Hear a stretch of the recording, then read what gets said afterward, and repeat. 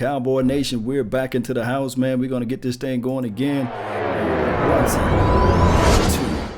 Let's get this thing going, fam. All right, so we left off on the cornerback situation, and then we started talking a little bit about the safeties and how they were able to play you guys. And you have Jenkins, and we have Xavier Woods. I give you guys a little edge up with Jenkins and the other kid. What's his name? McLeod? Yeah, Rodney McLeod. Yeah.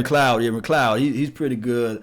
He's got great range out in space. Not afraid to put his nose deep inside when it's time to tackle. So I would give you guys a slight edge over that because my guy Xavier Woods still new. But if you want to move over to the linebackers, right? Mm-hmm. Y'all got it. Y'all got the linebackers, man. Y'all got the linebackers. Yeah, actually, I think y'all got one of the strongest linebacking cores in the game. Okay. You got one of the strongest linebacker cores in the game. I think that linebacking core helps your defensive front a lot. It helps y'all. It gives you guys more time. Like you don't really need more time anyway, but it gives you time in case you do need time. You know what I mean? Those guys can play some of the quicker running backs out of the backfield. So I'll give you the linebacker core. But watch out for our linebacker core. I think we'll be better. Right. Than recent years, because we just picked up and with Zach Brown from the Redskins, one of the fastest linebackers in the game. So. And Ezekiel Elliott, the path of the righteous man, is beset on all sides by the iniquities of the selfish. Boy gave him the stiff arm one time, ran over him another time, so he knows Ezekiel Elliott a lot. Yeah, I mean, he coming right from the Redskins to another team. You know what I mean? That's how it goes. That's how it goes sometimes. Yeah. What's our? I think we covered the whole defense. Yeah, we covered the whole defense. Offensive line. Who you guys got? I got us, man. I honestly, I just don't think your offensive line is better than ours anymore, man. I don't think so, man. You got to look at the teams we played last year. The defensive front we played y'all twice. Right. You know the guys y'all got on your defensive line. We played the Chicago Bears in the postseason. We played the Minnesota Vikings. I believe I can't even think off the top, but just so many great defensive fronts that we played, man, last year. And I think that when it came time to start winning games, we really held it down. You know what I mean? Well, can I ask for one favor then? My OG, can I ask you for one favor then? What's going on? So, if you was allowed to put a placeholder on some of your guys, can I just put a placeholder on my offensive line? Because we got Travis Frederick back now. Also, we having a little issues with the where we going to place Connor Williams. So let me just grant a placeholder. So when we get to Philly week, we'll talk about that offensive line. How about that? You got it. How many placeholders we got so far? You got one on. I put one on Deshaun Jackson versus my guy Randall Cobb, right? Okay. Somebody remind me in the chat box. And we did put a placeholder on the who else would we put a placeholder on? The offensive line. Got to, because right now we had some broken pieces. Mm-hmm. Somebody else we put a placeholder. Huh? That was it. It was only two. That was only two. But now we want to get back to the real deal, man. Quarterback. Yeah. Why you feel? You're Why you look? Why you feel? Because we ain't gonna talk about our backup. We just talking about Dak Prescott versus your boy Carson Wentz, who wears number 11. I feel Carson Wentz is light years ahead from an arm talent perspective alone than Dak Prescott. I just think the only people who are saying Dak Prescott is better than Carson Wentz are Cowboys fans, and that's where this delusion is kicking in at. A blind man can see that Carson Wentz is a much more talented quarterback than Dak Prescott. And that's no knock on Dak Prescott. I'm going to ask you a simple question. Can Dak Prescott make every throw on a football field? Are you saying can he make it, or will it be accurate? If it ain't accurate, he can't make it. Shit. I'm just saying, can he make every throw on a football field? I mean, he's still struggling with the back shoulder fade, and that's just the issue that Dak Prescott is going to have coming out of college. He spread offense, more of a run, RPO type of style. Didn't have the traditional setup of offense, and I'm not trying to make excuses for the brother. Yeah, so he's limited in a sense. He don't make the back shoulder fades, deep post routes. I don't think that he makes those consistently enough. Now his routes that he passes on well are the seam routes, vertical seam routes, the in some of the curls and comebacks. But that's the staple piece of Scott Linehan's offense. Now, if you start talking about bringing in a different type of philosophy or a different type of offensive coordinator, maybe we'll see what strengthens Dak Prescott a little bit better. Now, I will say this. We're going to talk the real now. Do you think that Carson Wentz would have had the same season with Jason Garrett as the head coach? Do I think he would have had the same season with Jason Garrett as the head coach? Does Jason Garrett call y'all plays? I mean, not really, but Scott Linehan calls the plays. But I'm saying with Jason Garrett and Scott Linehan, would Carson Wentz be doing the same thing that he was doing now? Would you guys won the Super Bowl if you guys were to have Jason Garrett and Scott Linehan? If we just swap coaches. They just swap coaches. Absolutely not. Our coach is far better than Jason Garrett. Absolutely not. Because this is the calling card of a real coach. When Carson Wentz goes down to devise a game plan to fit a backup quarterback, so then he can win the Super Bowl. A lot of coaches can't do that. So no. Okay, so what I'm saying is I'm not trying to put Dak Prescott on a pedestal or anything, but what I'm saying is the guy was limited in playing because he had a backpack full of bricks and he was just trying to play and play into a system that he's not really designed for. Scott Linehan is a vertical passing offensive system, and I'm not trying to throw my guy Jason Garrett under the bus, but I'm thinking that your quarterback benefited from a coach who actually trained and developed and helped Brett Favre, helped and develop a whole bunch of guys, right? Like the list goes on and on, right?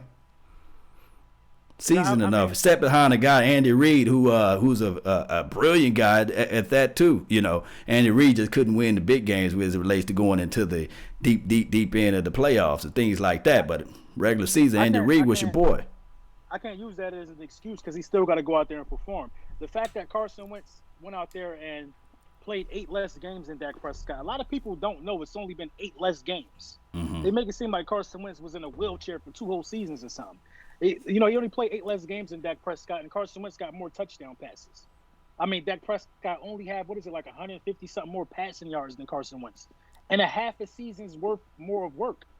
So, I mean, some of it is Dak Prescott's limited ability, and also some of it is Dak Prescott having a run game to lean on. A lot of those times, in Carson Wentz's first season, he had no run game. But let me ask you this, though. His first season, he didn't have a running game. His second season, they figured out things. They adjusted. So they said, okay, we're going to bring in some extra help for running, and we're going to bring in these two. Because Trey, he was pretty tall tight end, so we're going to bring in a tight end that can run vertically up the field. And we already got our underneath guy who can just do just about any route that we can call out there as far as Zach Ertz. So they put some pieces around him, and then you guys got a chance to pick up the other kid that you got rid of for some strange reason. I forgot his name. You take the top off the defense. What's his name? Played for the Baltimore. You know he Mike Wallace. No. 2017. There's another guy. He was fast. He was quick. Wide receiver. Wide receiver. Quick guy. I think he played for the 49ers. Panthers. I think he played for the Panthers. You're talking about Torrey Smith. Torrey Smith. Yeah. I don't know why I said the Baltimore Ravens. But, yeah. I mean, that guy, he was a vertical guy that stretched the field for Carson. And then you had your underneath guys that was killing it. And then you had your running backs that was doing the running back by the committee situation. So I was looking at 2017 Eagles, and then the defense was stingy enough to make things happen with turnovers and takeaways. So that was a pretty good deal for you guys in 2017. Now, moving a little bit further in 18, you were thinking that you was going to repeat some of that stuff, and it just didn't happen. With Carson Wentz, his ability to the quick reads and being able to pass and also run out of the when the pressure is there, I think that Carson Wentz is a good quarterback. But as far as when you're talking about value-wise, Dak Prescott, who's a 4th-round draft pick, is still in the same wheelhouse. I don't think that it's light years amongst each other.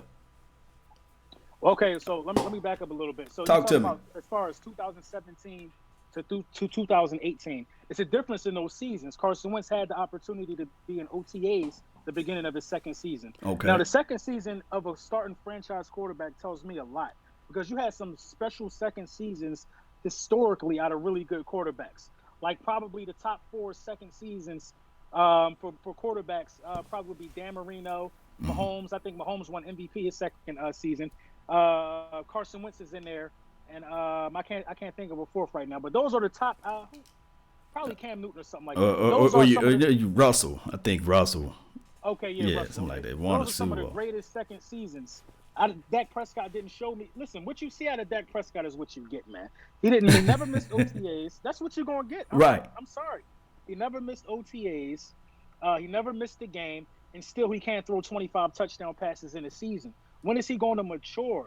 You see what I'm saying? That's the situation I got. You've seen flashes of greatness with Carson Wentz. But what if I told you, like, and I know it's two different eras, but my boy Troy Aikman never threw over 25 touchdowns a season. He didn't do that on a consistent basis because of the root of the offense is pretty much you got Jason Garrett, because I can guarantee you that he's going to wear the blue shirt. He's pulling the exact same playbook before Kellen Moore got into the scene, and that's a whole nother story, a whole nother debate. But what I'm saying is that we are pulling the 1990s playbook. So you're going to get a replicate of what we was doing in the 90s into this modern day, which didn't really work, but it was manageable enough for us to win the NFC East, 2 out of the last 3 years. But this is the thing. I'm going to ask you this. Don't you think if you guys had Ezekiel Elliott, don't you think that Carson Wentz touchdowns would have been a little bit less? Don't you think that Ezekiel Elliott would have to eat some of those touchdowns? No, I don't think so. I don't think so because we got two. I think our coaches' mindsets are different. Doug Peterson is looking to let his quarterback loose. Listen, we got a second overall pick at quarterback. We don't got to protect him with a running back. We could get the first down with his arm or on the ground. That's how we feel about it. You guys have to shield and protect Dak Prescott because you know he has shortcomings. Carson Wentz is going to go out there and be let loose because it's confidence. Listen, y'all been talking about paying Dak Prescott for 4 months now. 5 months. Right. We paid Carson Wentz and didn't even tell nobody we was going to do it. We got belief in that guy. Y'all got to put some belief in Dak Prescott. I don't see no real belief in him. I see the real belief. Listen, when y'all was losing games, everybody is screaming they ain't running the ball enough. Mm-hmm. They make it. They're getting too pass happy. We don't want to hear that in Philly. If we gonna go down throwing or running. We gonna pick one. Y'all gotta lean on Zeke. Zeke is the best player on that offense. Let's be clear. I mean, rightfully so. Wasn't he the guy that we drafted with the 4th overall pick or something like that in 2016? That was the reason why we got him. So when people make the comparison of Ezekiel Elliott, when people make the comparison of Dak Prescott compared to a Jared Goff or your boy Carson Wentz, or even when they go with the Pat Mahomes or the Watson kid, I think it's an unfair comparison because now you're talking about a 4th round draft pick compared to somebody that was drafted in the 1st. Now, if we start looking at Ezekiel Elliott and we start looking at your boy, you guys done picked up Jordan Howard, right? Mm-hmm. So is he comparable to Ezekiel Elliott? Are you trying to tell me that he's Absolutely. Absolutely. So put it like this before you go into details. When you start looking at Jordan Howard's limitations, do you say, well, dog, Ezekiel Elliott would have done this, or Ezekiel Elliott would have did that? See, that's the problem. I mean, Ezekiel, you see where I'm coming from, though, right? No, yeah, I see where you're coming from. Ezekiel Elliott is more talented than Jordan Howard in certain areas, which is why if there was a running back draft, I would take Ezekiel Elliott before Jordan Howard. But let's not disrespect Jordan Howard. Out of the last 3 years, the top 3 running backs in the National Football League from a rushing yard standpoint, from height, the quarterback has the ball, he puts it in the gut of the running back. Only 3 guys got a lot of yards in that category. That's right. Todd Gurley, that's Jordan Howard, and that's Ezekiel Elliott. Those are the top 3 rushers in the last 3 years. And I can't use Ezekiel Elliott for taking some food off of Dak's plate. I can't use that because Jared Goff got Todd Gurley. Jared Goff eating pretty well, if you ask me. Just started to eat pretty well because it had a different philosophy. But if you can't tell me that if Jared Goff still had Fisher, they would have been making the same moves. And I'm not trying to call Jason Garrett Fisher, but I'm just saying, not everybody lying. You know what I'm saying? So there's some type of room of improvement that we need as far as it relates to our coaching staff opposed to you guys' coaching staff. But to me personally, within the last 3 years, dog, when the last time y'all beat us? When the last time we beat y'all? Didn't we beat y'all the year we won the Super Bowl? Yeah, and that was that was the first half of that year, right? Because we won it. It was like just a layup game at the last, right? Yeah. Yeah, so that was 2017. It's 19 now, baby. I'm just asking you. Is a banner going to drop opening day for y'all? No. Is a banner about to drop opening day for y'all for sweeping us? Come on, you know them. You know but I got to fight with you some way now. Come on now. You sure do. Y'all listen. Y'all swept us, and I can't take nothing away with it. Taking nothing away from that, whether it be blown calls or whatever. Y'all swept. So you're giving me quarterback, right? Just to make sure, you're giving me quarterback. Dog, I'm giving you quarterback by margins, but not by doggone light years, fam. You said light years. But still, this gonna be the separation this year. You're gonna give it to me now, but then I just want to know what you're gonna think at the end of the season. Now look. I'm gonna talk all cash money, and we probably have to pull up the Cash App and do something like that, like a little $5 bet or something, just on love or something. Yeah. And we'll do something like that. And I just feel the way that Dak Prescott is a winner. And if I had my life on the line, and I had two choices, number 11 or number 4, Carson Wentz or Dak Prescott, I'm going to roll with Dak Prescott because I just feel like he will find a way. I don't know how he's going to win it. It's the intangibles, the things that I just can't see. You can call me delusional, but I can say this right now. I'll be living to see another day because I just don't know about Carson, man. I just don't know, fam. I can't argue with that logic. I think Dak Prescott got the most game-winning drives since he came into the league. I can't argue with that logic right there. But I'm telling you, you're going to see. And what's taking y'all so long to pay him? What's taking y'all so long to do a couple things? Well, we took a long time to pay D-Law, and I think that our new philosophy with Stephen Jones running this situation, running this ship, is that Stephen Jones is more so like a quote unquote. How can I put this?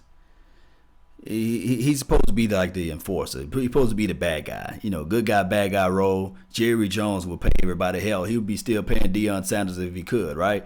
That's Jerry Jones. Everybody love him, So I'm thinking that they're going to try to squeeze him, and they're going to wait until that market get all the way up to $33 million. I think that they're going to pay Dak Prescott $32 million. Just like, look, I know I'm looking at your face, but look here. Just like, who's a better defensive edge rusher? D-Law or Frank Clark? D-Law. Okay, who got more money? I'm not familiar with what Frank Clark got. Well, Frank Clark got 63. I think 63 guaranteed, and I think that D-Law only had like 61 or something like that. So I'm thinking that the contract part of it, as far as based off of stats and based off of what players was able to do out there on the field, because Frank Clark never was injured or what have you. Yes, he had his situation before he made it to the NFL or what have you, as far as domestic violence, but he's never injured, right? So Dak Prescott never injured. So my thing is what Dak Prescott agency is going to look at and say, hey, there's only one quarterback that got more wins than mine. And then on top of that, the Philadelphia Eagles just paid this guy, $32 million, $128 million overall, $107 million guaranteed, right? Yeah, it says the most guaranteed in NFL history. So I just don't see that Dak Prescott camp is going to fold up like a wallet and say, okay, we only going to get $100 million guaranteed, or we only get $80 million guaranteed. It's a measurement contest. You know how it is, and I want to say the word, but it's a measurement contest. You know what I mean? So that's just how it goes. Yeah, we're going to see. I believe he's going to get paid, but I just think it's like a follower leader type of thing, man. Once somebody pays somebody, then they gotta see what the market is. I think his value just went up based upon what they gave Carson Wentz. So I think Jared Goff and Dak is looking at somewhere around the ballpark figure. But I personally don't think that I don't think Dak is worth $30 million. I personally don't see it because he just, how many games is he going to win on his arm? I mean, I've seen one explosion from Dak, and that was against us. Well, when we start talking about worth and value and stuff like this, fam, I don't think that Khalil Mack, and I know I'm changing the subject, I don't think Khalil Mack was worth $141 million. You see what I'm saying? What happened here is that the market always set this thing up to be so high when the salary cap exists and teams got tons of money they can throw away. Now, I don't think that Khalil Mack was worth at the time $141 million, and I don't think that they're going to get a Super Bowl out of Khalil Mack situation. I don't think that when they paid originally Aaron Rodgers the $33 million contract, I don't think that Aaron Rodgers was worth that, because then they paid him the $33 million and could put pieces around him. I don't think that when Derek Carr got his $25 million, he was worth it. I don't think that your boy Kirk Cousins. And we sure miss Kirk Cousins on both sides of the field, right? Boy, we miss Kirk Cousins. I don't think that he was worth the 80-something million that he got. So I'm looking at worth. It's nothing about worth. It's all about what time you enter the market and the value that you're trying to get and that you can sell to your agency. And that's what it's going to be. Dak Prescott, regardless of the situation or the scenario, he's going to get exactly what your boy Carson Wentz just got. And that's the reality of it. Yeah, I mean, that's the reality of it. But, we got a lot of stuff to look forward to this season. We got any other positions on the offensive side? What'd you say? I think quarterback was the last position. Yeah, that's everything, fam. All right, let's talk about this real quick. Who had the better offseason? Oh, okay. Who had the better offseason? All right, I'm not going to put let's wait and see. This is right before training camp. I would say in the draft, we answered we needed help in the defensive end, defense interior. We did that. We needed help with depth purposes as it relates to offensive line. And one can argue, how good and how valuable depth is, because that's how you guys were able to win the Super Bowl. Your one and only Super Bowl came through depth purposes, right? Mm-hmm. So I'm thinking that what we did in every category, in every spot that we would needed help in, we did that. So according to what I feel, this is just my opinion, this is my belief, that out of the NFC East, we did the best moves to help out our team. I said before the season that we needed the help. We needed help for Ezekiel Elliott. We needed some space. The boy been running to daylights. You know what I mean? So he needed some help. So I think that we did the best moves as the offseason. But talk to me about y'all offseason move, because I haven't been paying too much attention to y'all Eagles over there. Listen. Okay. I'm gonna talk to you about. I'm gonna give it to you from the beginning. First of all, they said we ain't had no cap space. You remember that, right? We were supposedly done when the season ended. Oh, they ain't got how they gonna do X, Y, and Z. Then we turn around and re-signed Brandon Graham. Okay. We re-signed Ronald Darby. So we hold on. You re-signed Brandon Graham. We paid that D-Law. Go ahead. Okay, we re-signed Brandon Graham. You guys paid D-Law. We acquired Deshaun Jackson. And we required Randall Cobb. Go ahead. Exactly. We acquired Malik Jackson, former Pro Bowler. Okay. He's just gonna play second fiddle to Fletcher Cox. Right. Who else did we acquire? I'm not sure. But then we drafted Miles Sanders out of Penn State from running back coach. Real good guy, That was a big move. We also drafted Sharif Miller out of Penn State to replace Michael Bennett, another edge rusher. He remains to be seen how good he is. But our first round pick was an offensive tackle. So basically what we showed from the start of the offseason till now is that we all in with Carson Wentz. We shore up the offensive line.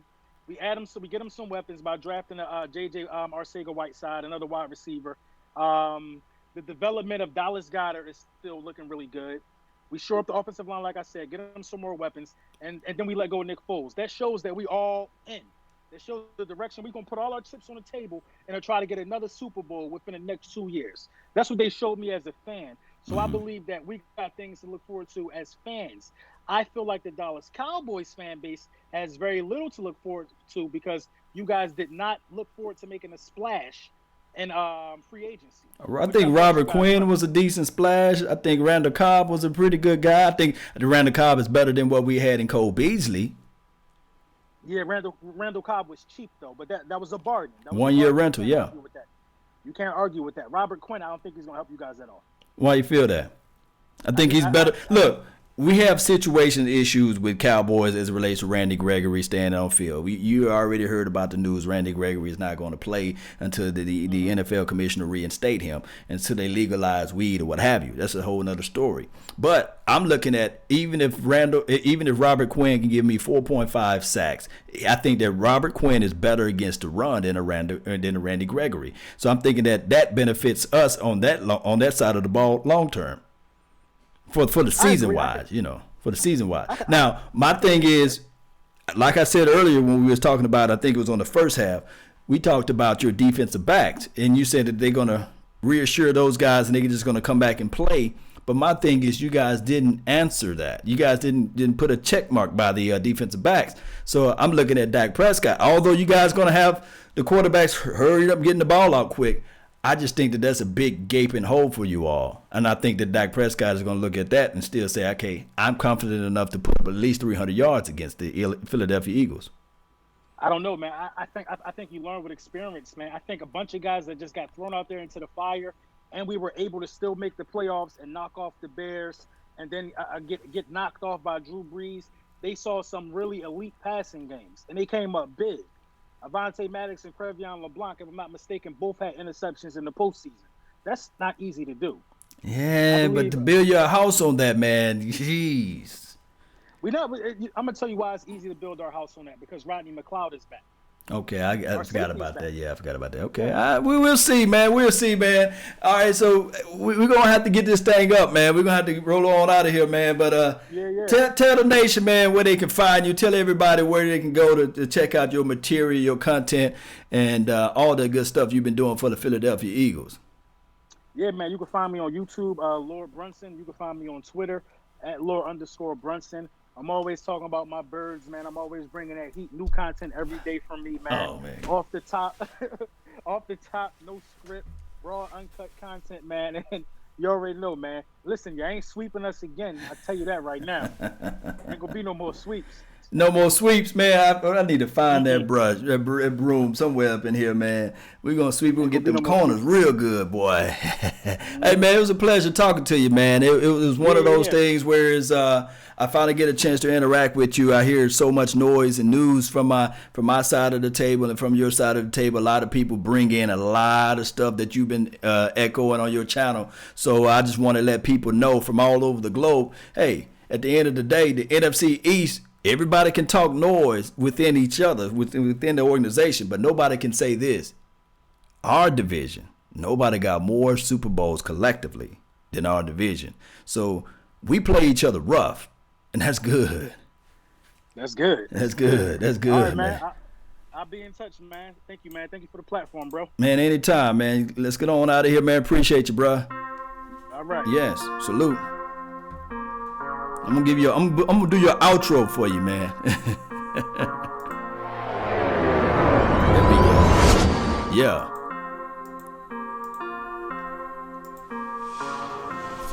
Let's continue to go, Cowboy Nation. Let's continue to grind. Everybody know what's on our mind. We just got to continue to get this thing going one way or another. You guys know how this thing go. And remember, you all are listening to absolutely nothing but the best. Salute.